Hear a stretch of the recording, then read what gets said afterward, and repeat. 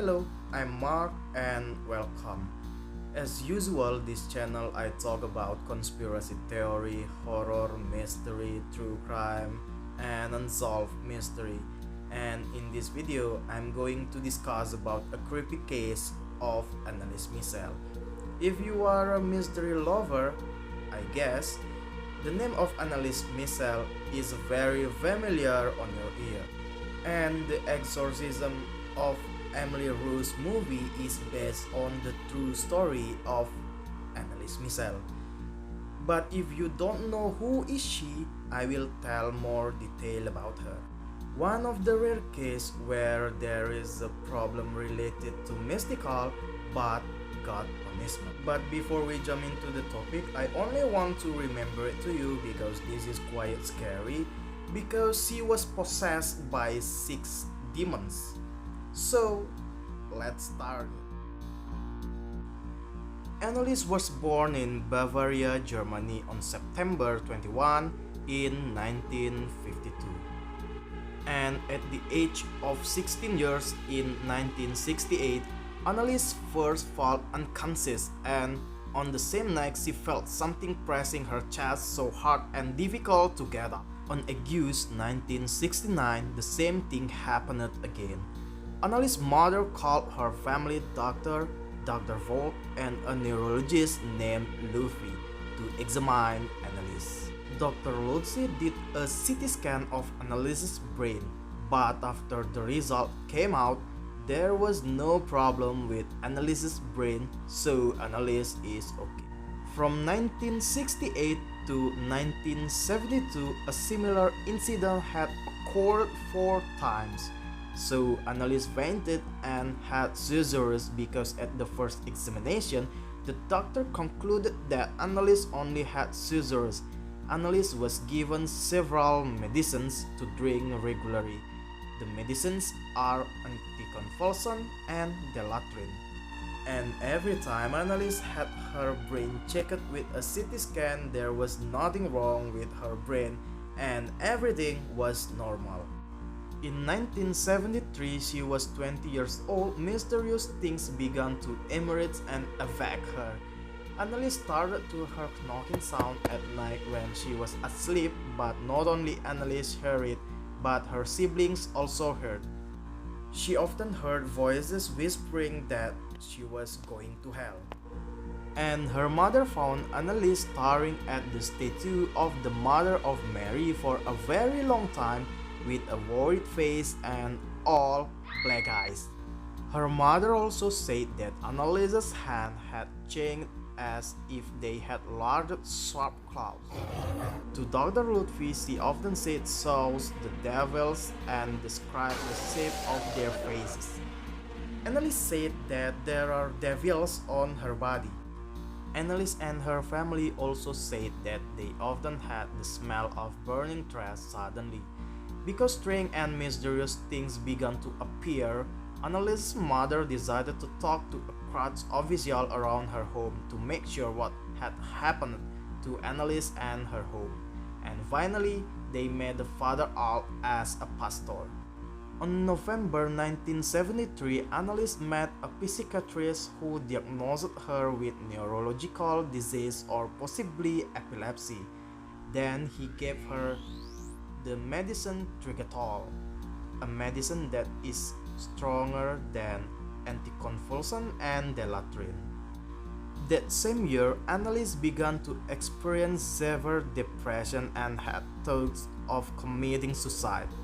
Her behavior began to be strange. She often tear her own shirt, eating coal, and also ate the spider. So she caught the spider on the wall of her home and drinking his own urine and licking it off the floor, and sometimes she screams suddenly, hysterically, and barks like a dog. She also destroyed all the religious signs in her home, including photographs and statues of crosses. Anneliese's family testifies that Anneliese has unreasonable powers, such as throwing her siblings like throwing a doll, and she can also crush apples with her grip until the pieces of the apple scatter. After the super scary things happened, an exorcism expert, Father Rothway, comes to see Anneliese's condition. He concluded that Anneliese was 100% possessed by evil spirits. Her parents also asked Father Rothway to do an exorcism, but Father Rothway refused. Maybe he already knew because her process was not normal, so he refused. And finally, her parents turned to the local bishop for help, and the bishop commissioned Pastor Arnold Rance and Pastor Ernst Alp, like I said before, to do an exorcism. On September 24 in 1975, the first exorcism took place, and Pastor Rance allowed several sessions to be recorded. Okay, before we listen to this recording, I couldn't sleep for 2 days when I first listened to this recording, and this recording is original. Ich hab Richter so, dass ich in dem Wald rein bin. Ich trag dir die Rotnase noch so lang, bis es lebt wird. So blöde Wein. Für uns geht's kein zurück. Die in alle Ewigkeit. The exorcism ritual on Anneliese's body lasts for 10 months, consisting of 67 sessions. Each week it is done 1 or 2 times. Some sessions are carried out for 4 hours. And Anneliese was also allowed by the pastor to stop taking the medicine after Anneliese said that the medicine made her weak, so she was powerless to fight the demons in her body. What? Demons? Yup. When Anneliese was asked who was in it, this was Anneliese's answer.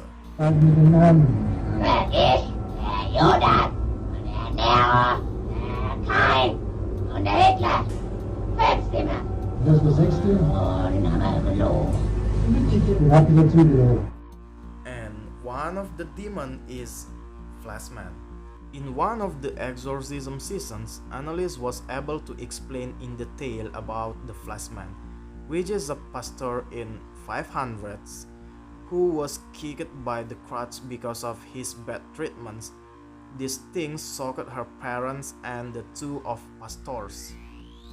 The pastor said there is no way Anneliese, a teenager in her 20s, could explain this in detail. After performing 67 sessions of ritual exorcism for 10 months, Anneliese suffered damage to several parts of her body. She often dumped her head against the wall, beat her own body, broke ligaments in her knees, and was paralyzed. And also her parents forced to tie her up so that she wouldn't damage her own body. And the dangerous thing is Anneliese refused to eat on the pretext of not being allowed by the demons. So Anneliese is getting thinner day by day, but even though she is very thin, she shows strength beyond normal limits. In June 1976, Anneliese's face had become sunken.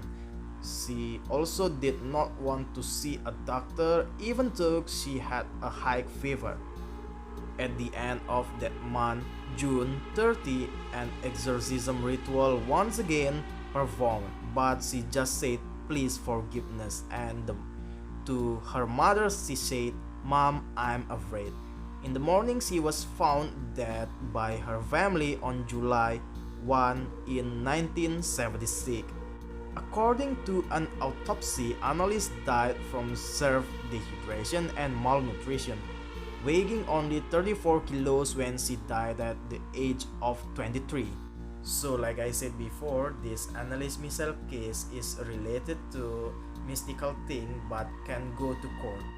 So in short, this case is very controversial because people really believe that she is possessed or people don't believe at all. The law remains in effect. Local court sentenced to 6 months in prison and probation against both the pastor and Anneliese's family. The accusation was they were deemed to obstruct medical efforts to help Anneliese, who indirectly ended up killing Anneliese. So now we get to the two-side part, mystical versus scientific. Before I read two things between mystical and scientific, it's good that you really understand and then you can conclude which one you believe. According to prosecution, scientifically, Anneliese suffered from epilepsy and psychosis. Psychosis is a disease that you imagine doesn't exist and is a mental illness. Next, if Anneliese continues to use the medicine, her seizures will be better controlled, and it is the withdrawal of the medicine without the doctor's instruction that causes her to have psychosis. So the imagery that popped into her mind was a side effect of stopping her medicine use. Exorcism carried out by pastor medically providing support for her hallucination, so that Anneliese increasingly fantasies and believes that these demons are true. But so we cross to mystical side. Until the end of her life, no one could explain the result of the CT scan, which explained that Anneliese's brain was completely undisturbed, all normal and well. There was no trauma in Anneliese's life that could end up with epilepsy, and none of the triggers made her epilepsy. Anneliese's pupils, which can sometimes be completely blank and are abnormally large. Absence of gastric disease, which is usually found in malnutrition patients. In the recording, there are two voices coming out of Anneliese Michel. Power that was beyond the limit came out from Anneliese's body, which was already very thin and sunken. So that's the case of Anneliese Michel. So I want to know from you which one you believe it. And if you like video like this, you can join with me with a subscribe, turn on notification, and comment in the comment column below. See you again in my next video.